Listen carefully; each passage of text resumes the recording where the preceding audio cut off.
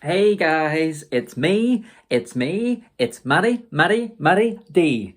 And today I am starting a brand new series on YouTube that I'm super excited to kind of put out there onto the internet. I have decided to review every single episode of WCW Monday Nitro from the very first episode, which is going to be what I'm reviewing today, all the way to the final episode. A bit of background, this may take me a long time. I may be doing these videos like I don't know, like 10, 15 years in the future, because obviously, we have a lot of WCW content. Nitro has run since it ran from 1995 all the way to 2001, whenever it very sadly ended. So there is a lot of content there. 50 weeks a year, that's about 300 episodes of Nitro to cover. But I'm a big wrestling fan. I'm 29, 28, sorry, 28. I'm 29 very soon. 28 years old, and I've just started watching a lot of Nitro recently. And I've became a bit of a kind of WCW super fan. I only started watching wrestling in 2004, so I kind of missed all of this hype. I missed the Monday Night Wars. I missed the absolute insanity of everything. Um, but I've kind of became disillusioned with modern wrestling anyway, and it's one of those things that I've kind of taken refuge in watching old wrestling, and I've just fallen in absolute love. So look, without without any further ado, we're going to be reviewing the first ever Monday Nitro today. Back in, I have notes here as well in case you wonder why my eye keeps kind of drifting over a little bit. Back on September the 4th, 1995. So my brother was only 4 years old back then. Everybody I'm sure who knows has a kind of cursory, like love for wrestling, roughly knows about the Monday Night Wars, the fact that WCW had been kind of boiling in the background of the WWF for a long, long, long, long time, until a guy called Eric Bischoff and obviously Ted Turner, who's a billionaire who owned WCW because he believed it was cheap programming. It was something really easy he could put out there that always would get viewers to watch.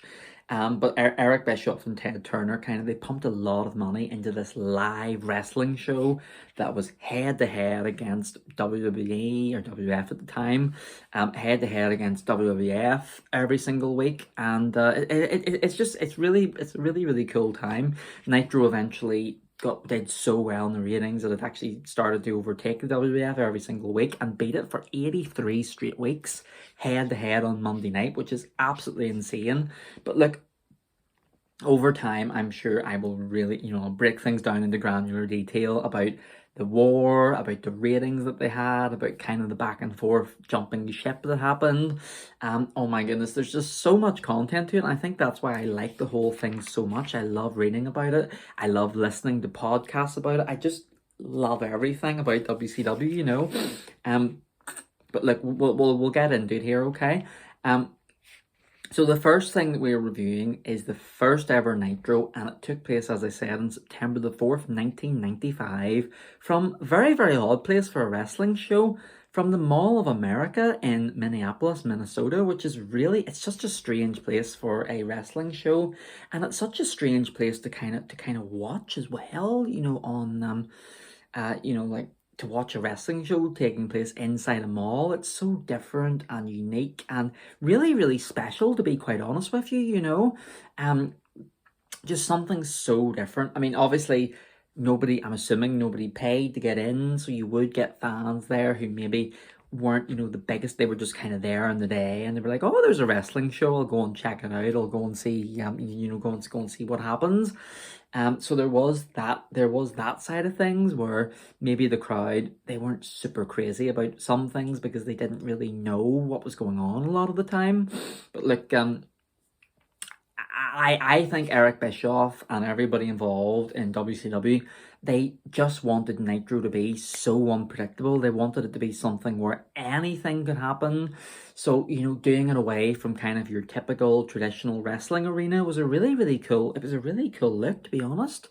And something that I really, really enjoyed, just that completely different background. Now, the show's only an hour. Nitro started off at being just 1 hour per episode, and it did a 2.5 rating. Now, it was unopposed to Raw, so they didn't have those regular wrestling fans tuning into Raw, and that back and forth that they would have every other single week. Well, there was the occasional time that Raw or Nitro was preempted for whatever reason, but generally during this series they'll be going head to head with each other. But it got a 2.5 rating, which I think Eric Bischoff said that everybody in WCW was reasonably pleased with it. They were quite satisfied. They were not annoyed about the rating or anything like that. It's kind of strange. Obviously, ratings are done in a different way now. They're done per viewer, but I think a 2.5 rating, it would roughly be maybe 3 million people viewing it. So 3 million people viewing a wrestling show. It's not the extremely lofty ratings that they'll get later on in the future, but it's a fair enough rating. So our first match, the first ever match of WCW Monday Nitro, it kind of exemplified what Nitro would be for the next 6 years, where they start off their wrestling with a quick paced, high intensity, back and forward, light heavyweight, cruiserweight match. They had Jushin Thunder Liger, a very famous wrestler from Japan, versus Flying Brian Pillman. So this was Brian Pillman before he before he became the crazy loose cannon Brian Pillman that everybody sort of associated him with. He was a bit of a generic white meat baby face who just went out there and had a cool wrestling match, almost like the gimmicks a lot of wrestlers have nowadays of just wrestling man who's good at wrestling. That was Brian Pillman back then, but boy, he could have a good match, and this was a really, really, really good match. It was 6 minutes long. I gave it a 7 out of 10. It was really cool to see it start off. Such fast-paced action. Before the match, they introduced the commentary team, which was such a weird combination. It was Eric Bischoff, who he liked to be there doing commentary. He liked to to be the voice of that because he knew what he was doing and he had everything planned out. So obviously he wanted to be there to to officiate things, or not to officiate things, but to to provide that voice and move things at the pace he wanted and convey the things he was trying to convey with how he was setting out the show. They had Bobby the Brain Heenan, who is just amazing. He's the funniest. I really enjoy listening to Bobby's commentary. It's something that's always been a highlight whenever I've been watching WCW. And very oddly, the third commentator, it wasn't Tony Schiavone. It was actually Steve Mongo McMichael, who wrestling fans know later on does become a wrestler. And I really enjoy he's a former American football player. You can tell he maybe hasn't been a wrestling fan for the longest time, but he's enthusiastic, he's high energy, he really keeps things going, and I find him really enjoyable. Now don't get me wrong, like I said, you can tell he doesn't watch much wrestling. He comes across a little bit green. He had a real tendency to keep calling Bobby the Brain Heenan Bobby the Stain or Bobby Hernia, and they were kind of cringy. I'm sure they played better back then, but to me they do come across super cringy. What is this? Oh my goodness, it's 2021, so 26 years later. Oh my goodness. I was 2 back then, by the way. But Bobby and Mongo, they are really funny going back and forwards. Bobby seems to really, like, he keeps pretending he doesn't know what the American football team Mongo played for, which was the Chicago Bears. He kept saying that he kept saying stuff to Eric Bischoff, like, is he going to be here next week? Are we going to have to deal with him again for another week? Which was quite amusing, to be honest with you. He pulled out really funny lines, like, about how he didn't have to play for American football because he would rather own the American football team, that he didn't have to surf. This was during a surfboard kind of submission move by Jushin Thunder Liger during the match, about telling Mongo said something about him surfing, and Bobby said he'd rather pay people to surf for him. It's such strange verbiage, but man, they're good. And man, this match is good as well. It's back and forth, it's high flying for the time. Brian Pillman hits a really cool crossbody outside, and outside onto the floor. Liger tries to hit a crossbody, but Brian Pillman reverses it mid-air with a really cool drop kick, and it's such an awesome match. It's so back and forwards. It really is. It's kind of like a template for what wrestling will be later years on Nitro, and for certainly for even wrestling nowadays, which has that fast pace, plenty of moves, kind of style. But it's a back and forward match. I actually assumed this was a bit of a feature on Jushin Liger. I expected him to walk away quite convincingly with the win, but Brian Pillman, who's been out with injury for a while, he pulls out a super reversal and gets that kind of sneaky pinfall on Jushin Liger to win the match, and the first ever match on Monday Nitro. 7 out of 10. Sorry, 7.5 out of 10. Really, really enjoyable match, and what a way to kick things off. What a way to set the tone. Next up we had a promo by Sting, who's still Surfer Sting. He hasn't gone to that Crow Sting era just yet, and he's dressed really strange. He kind of he has a jacket on, like a purple jacket. He has purpley face paint, and he kind of looks a bit like Prince. But he is going to be taking on Ric Flair very, very soon in a US title match. Sting is the United States champion at the time. So that's pretty cool. It's just a very generic promo. Says he's going to take on Ric Flair later on. It's going to be a good match, and it is. It does deliver. But it's just funny to see Sting with that look back then, because I'm so used to that Crow face paint, that whole character that he's still doing to this very day. But I'm excited for Surfer Sting for the next year or whatever it is that I have him. I know I won't have him long to enjoy, but for now I'm enjoying him. We cut live to, well, not live actually, it's something earlier on in the day. It's inside the Mall of America. It's a bit of a weird one. It's kind of hard to describe. It is a segment. It's very cringy. Makes me feel kind of embarrassed a wee bit, but it's for, I don't even know how to kind of verbalize this. It's basically Hulk Hogan, who is WCW star player at the time, has a little pop-up store inside the Mall of America.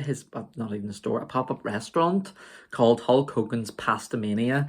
And there's Eric Bischoff there to interview Hulk Hogan. There's a bunch of screaming kids, which I suppose was really what they, back at this stage, they hoped that they could get that market off children through Hulk Hogan. They hoped they could kind of emulate that 80s style WWF success, but obviously, as we'll find out as time goes on, that just doesn't work anymore. But yeah, it's a good segment for the time. It's like a wee time capsule almost of what life was like back then, of how how Hulk Hogan would latch his name on to basically anything, which isn't an insult at Hulk Hogan's by the way or anything, but just like he will try everything. I think I heard from, oh goodness, Eric Bischoff, it's during one of Eric Bischoff's podcasts, he mentioned that the Hulkster had a friend who was the son of, I think, somebody who owned General Foods, something really, really cool like that. And it was one of his ideas that they hoped would kind of be the next big pasta chain, the next Olive Garden. Obviously that didn't happen, and we just were kind of stuck with this time capsule promo of Hulk Hogan and Eric Bischoff and Jimmy Hart, and Hogan saying that he's eaten all his pasta and he's slim and trim and he's going to beat up Big Bubba, who he's taking the later became the Big Bossman later on in the night. So he says he's slim and trim because he's eating all this pasta, which is kind of funny because obviously pasta, it doesn't, it's a carb. If you eat lots of it, you'll probably put on a lot of weight. But I suppose he was trying to promote the Pastamania, and boy did he try. So the next thing, and this is super historic, this is a United States Championship match between Ric Flair and Sting, who has been rivals for many years and will continue to be rivals for many years in WCW after this. But it's not. I mean, it's not the greatest match in the world. Eric stops Mongo from referencing Monday Night Raw because Mongo says, if you're not watching here, then you might as well be watching that other thing. And Eric cuts him off like, no, don't say it, which is funny because, spoiler alert for next week, Eric Bischoff is giving away Raw's results by next week, so it's funny he doesn't want to mention the competition at that stage, but this is why while Sting's making his entrance, but Sting's there. He has his super corny, he's this, he's that thing, or he does this, he does that thing, and it's just such an 80s vibe, to be honest with you. Late 80s, early 90s Sting. He really is a gem to watch anytime. Flair comes out, but that isn't the big story. The big story is a moment that we still talk about to this day, which just set the tone for the Monday Night Wars. Whenever, just as the match was starting, Lex Luger made his way to the ring. Eric was selling. I don't know. I mean, if you guys go back and watch this, it's very interesting because Eric kind of sells it as if Lex Luger basically has just left the WWF not that long ago, like mere I think like 8 days before he was at a WWF pay-per-view, and now he's just walked out here with WCW. Eric Bischoff later said that he wasn't very keen on the idea of signing Lex Luger, but obviously whenever he actually did join up, it was like, oh my goodness, I have made the right decision, because the buzz that they got from signing Lex Luger, he had another 6 years. He was there until the very end of Nitro, for bad or for good. So it was just this big moment. It kind of surprised me because I always assumed that it was the very last moment of Nitro when Lex Luger appeared on the entrance ramp, and everybody, they were like, oh my goodness, there's Lex Luger, and then the show ends, because that's what they would have done nowadays, So it's just interesting. He doesn't do very much at this stage. He just kind of walks out and smirks, but it's worthwhile seeing. It's worthwhile seeing the way that they're selling it, as if Lex has never been, as if he's never been on before. It's really, really strange. It's like, sorry, like, what am I trying to say? They sell it as if Lex has just walked out. He's just like came from the WWF. He's there invading, and it really, I wouldn't be surprised if it kind of incubated the idea in Eric's head of the NWO and the idea of the WWF doing a hostile takeover. But just super interesting to see, and I would strongly recommend that you check it out. But I suppose it's just to give that anything can happen factor for Nitro, which is great. It really is. But it's a classic. It's a classic Ric Flair and Sting match. It's methodical and slow at times. Sting, Sting kind of controls most of the match, and it's back and forwards at times, and it is quite like, I gave it a 5 out of 10. It's probably not their best effort, and the finish, which I will get to in a second, is poor. It's not really what we're looking for, but I suppose it does the job.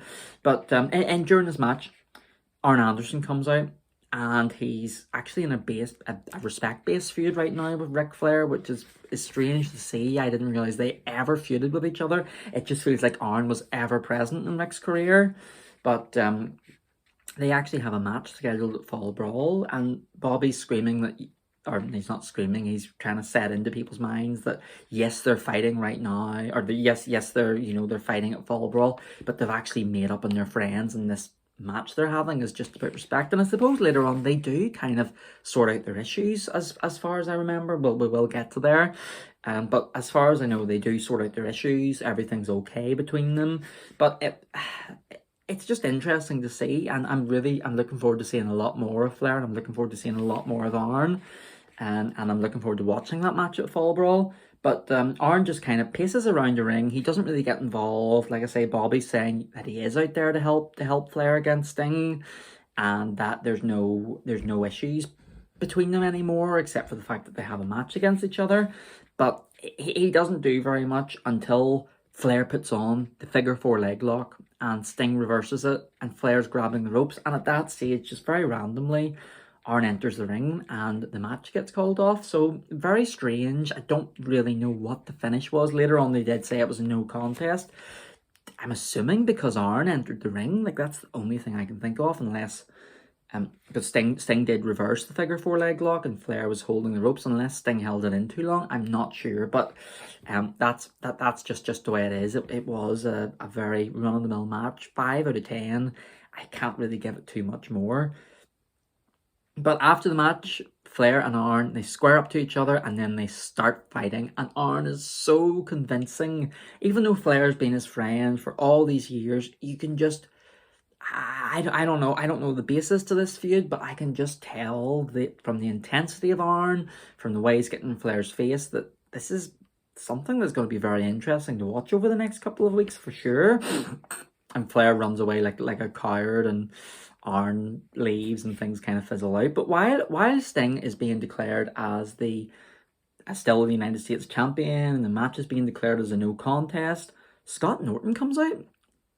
And it's very strange. He comes out clearly to bully Bobby Heenan and Eric Bischoff, and he squares up to Mongo, which is really cool because we do know Mongo will later become a wrestler, and I don't know if they face each other at some point, but it was a nice little setup. But before him and Mongo can really get it on, Randy Savage comes out, and it just gives me such a lift whenever Randy Savage comes out. He's so colourful, he's so energetic, he gets in Scott Norton's face and starts saying to him that he's gonna beat him up, and he's take me on anytime you want, Norton, and you'd get here at some point, dig it. And Eric sort of kind of breaks them up and just tells Norton that if he doesn't leave, he's out of a job and all this stuff, and things do simmer down. But I think they just wanted that anything can happen, like think of what happened in those 10 minutes. There was a match going on, a championship match. There was Lex Luger. There was Sting versus Ric Flair. There was Arn Anderson. There was Ric Flair running away. There was Scott Norton squaring up to announcers and Randy Savage. And it's just all so intense and so interesting. And I would really, really recommend it to anybody to check out this show, because like I say with Randy Savage, and it will happen again and again and again. I've watched a lot of 1996 and 97 Nitro where Randy was an absolute star, and I'm looking forward to seeing a lot more of him. I'm a big Randy Savage mark. Next up, we cut to something that it kind of surprises me. It is a vignette for Sabu, who I knew that he was in WCW at some point, but it just... I know it was brief and I know it was fleeting, so for him to just rock up out of nowhere and have this promo where he's flying around, he's jumping on the chairs, he does a moonsault onto a table that doesn't break, he does like a kick to the head of somebody, just really, really interesting stuff. And later on they announced that Sabu is having his debut match the week after, and I'm really excited to see it. I'm looking forward to seeing it. So yeah, it was very strange. It was a strange segment. And speaking of strange segments, up next was a very quick promo in the ring by Mean Gene Okerlund, where he tells some story. I just have to check my notes here about how he could have bought 10 acres of land for 15 grand in the mall, like in Minneapolis, I'm assuming, in 1953, but he was only 8 back then, so he couldn't buy it. And then he announces who won a Harley Davidson. It's a very strange promo, but oh boy, I love Mean Gene Okerlund. He is just the best. I love his snappy comebacks. I love his wit. I love everything about the guy. But I don't know if that, I could buy some land for X amount of money, grand, in whatever year was some sort of saying at the time, or what it was. But certainly watching it in 2021, it really, really missed the mark, But look, it is what it is. I love Mean Gene. I really, really love him. And obviously I don't know if they have Harley Davidson sponsoring them or not, but they have to promote those things. Next up, before our main event, we have a very strange promo where it's basically it's a Michael Wallstreet promo. It's IRS in WWE, Ted DiBiase's lackey, in a suit, and he just looks very fancy. He looks very elegant and suave. He actually kind of reminds me of the captain in How I Met Your Mother, if anyone's ever watched it. He has that tone of voice and that sort of look to him, but it's a weird promo. You know, he says he says that he is oh goodness, what is it? He talks about the new generation, but he says the new generation means nothing more. Right, hold on, I'm just gonna check my notes. New generation. Yeah. He says that the new generation means nothing more than the few generation, whatever that means. But he looks really cool, you know. He says that he's sure the IRS will be watching him, which is just clearly this ham-fisted, awful reference to his IRS days. But man, as bad as this was, I loved it, and I really want to see more of Michael Wallstreet. I'm excited for his debut. As far as I know, what was his name? Rotunda. He's related to Bray Wyatt. I think that he was kind of past it coming into this stage, and things didn't work out for him. And later on, you know, he joined the NWO, and he was one of those joke characters that was like, oh my god, can you believe this guy was in the NWO? So yeah, it's just kind of just a normal promo that doesn't, you know, it doesn't really accomplish very much. But I'm excited to find out how so bad it's good this will get. But next up was time for our main event between Big Bubba and the American hero, American-made Hulk Hogan. Now, I know the Big Bubba, Big Bossman, Ray Traylor. He is a really, you know, like, he had a very underrated career. And he kind of fits into that same sort of idea that I said earlier on about Michael Wallstreet, where he ended up being one of those kind of square peg in a round hole in the NWO. But I've always enjoyed his work. He's very hard hitting, very intense. You can tell Ray Traylor is one tough son of a gun. He wrestles in a suit here, which is impressive, to be honest with you. You know, he wrestles in a wee suit shirt.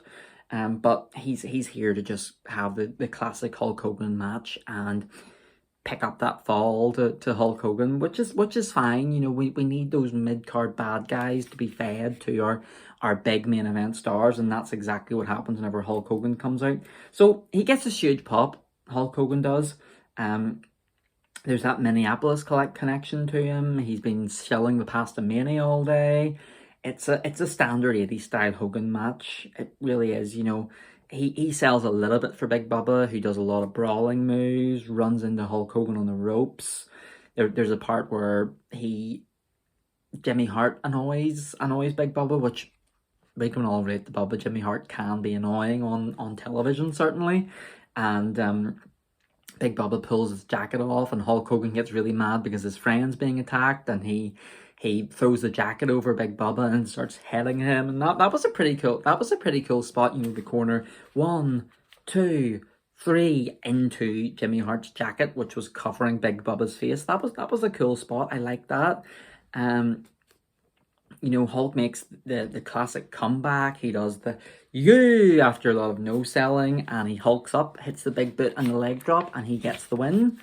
But Hulk Hogan, he doesn't have too long to celebrate, and 5.5 out of 10 by the way there for that match. I can't give much more. It's just your standard Hulk Hogan match. It's not bad, it's not good, it's just in between, but it is what it is. After the match, Hulk Hogan doesn't have long to celebrate because Kamala, Kevin Sullivan, Zodiac, who is Ed Leslie, who is Brutus the fucking Barber Beefcake, who is the Booty Man, which I can't wait to see. He is the Disciple, but he comes out anyway in this very strange gimmick. And so there's, right, okay, sorry, I got distracted kind of ragging on the Zodiac. There's Kamala, Kevin Sullivan, Zodiac, and Ming, and Tugboat, I think. I think it's Tugboat, who now is known as the Shark for whatever reason. I'm sorry, it's very strange. They're all part of the Dungeon of Doom, who are taking on Hulk Hogan and his team at Fall Brawl. So they all kind of come out to get the jump on the Hulkster. But of course, the Hulkster has his friends, and Lex Luger runs out and kind of saves the day. Hulk, he seems annoyed. I don't know if it's because Lex is stealing his spotlight or something, but he seems annoyed to see Lex Luger. But they cut the commercial, and Sting and Randy Savage are there to stop them and come in between them, and they just it's just a tad strange for me. It just seems like a very ham-fisted way of introducing an issue between Lex and Hulk Hogan. It spoils the aftermath of a good standard Hulk Hogan match, and the Dungeon of Doom, I will probably rag on them a lot over the next however long I'm doing these reviews for, because boy, they're bad. They're just plain old bad, So anyway, they cut to a break. They do a nice promo about how Randy Savage, Hulk Hogan, Sting, Vader, Vader's another story, I'll get into Vader in a second, are going to fight muscular dystrophy at Fall Brawl, and Randy says that he wants to raise some awareness and raise some money to help those kids who are his friends that he's with. It's really, really nice gesture. I wasn't expecting kind of muscular dystrophy to be an issue or a sponsor or whatever it is. But certainly, it's nice to see WCW doing a bit of charity work, and boy, Randy is, again, he's just awesome. Vader later, he doesn't end up appearing at Fall Brawl because he gets into a fight with a producer, Paul Orndorff.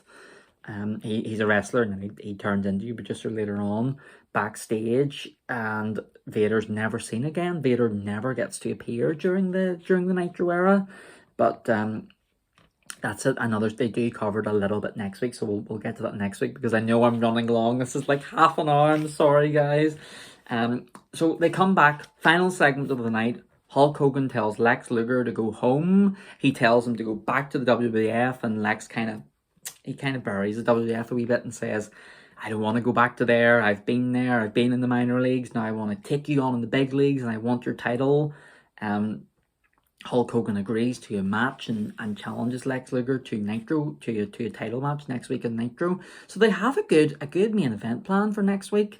Hulk Hogan versus Lex Luger for the WCW World Heavyweight Championship, and it's during the first ever Nitro versus Raw episode. So fair play to them for stacking the card and giving a big match that you had no idea you were going to see coming in. Could you imagine, like, you sit down to watch this show, there's no Raw on this week, you watch Nitro, and you're just hit by so many amazing things, so many incredible things, so many surprises, so many like, wow, anything can happen elements. And yeah, it's a nice little hook for next week. They cut to, I just want to cover this very quickly because, like I say, if anyone's still listening, this has gone super long, and I'm sorry. I will try and make these videos more concise in the future. They cut to Bischoff, Heenan, and Mongo to kind of hype next week. And Mongo, for some reason, he has a little tiny dog dressed as a devil, little devil horns, little devil outfit.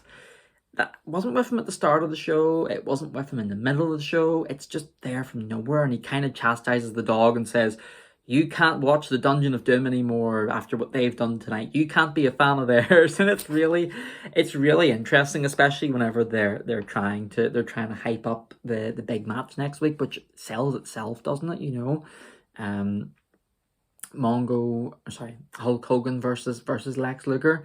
But it's just so weird, and Mongo, he seems so passionate about chastising this dog. It's very, very bizarre, but very good, and I really, really, really enjoyed it. So yeah, that was my review of the first ever Monday Nitro. Like I say, 2.5 rating. It was a solid enough show. I enjoyed it. I enjoyed it for the historical context. I loved that Flying Brian versus Justin Thunder, my good God, I always mess this name up. Jushin Thunder Liger versus Flying Brian Pillman. It was such a good match, and it sets the tone for what Nitro is going to be, which is awesome. I really enjoyed it. You know, the surprises were awesome. The vignettes were really interesting. Even the Captain IRS, Wallstreet, teasing that he was going to be, you know, teasing that he was going to be a big star. Like, it was so bad it's good. The Lex Luger surprise and the stardom of Hulk Hogan, just all really good stuff, and I really enjoyed it. So look, this has been Matty D, and I hope you've enjoyed episode 1 of this show, and I hope that you know, that you'll all support me, and I'll get better at doing this, and we'll have a lot of fun over the next, I'm 29, or sorry, 28. I keep doing this, and I will probably be doing this until I'm like 40, but I'm looking forward to reviewing these. I really am. So thank you very much for checking me out, guys. I do, reason why I'm saying it'll take me so long, I do have a full-time job as well. I don't just sit around watching wrestling, sadly, as much as I would love to. But hopefully you'll all enjoy this video, and I'll see you all again after a while, okay? Thank you.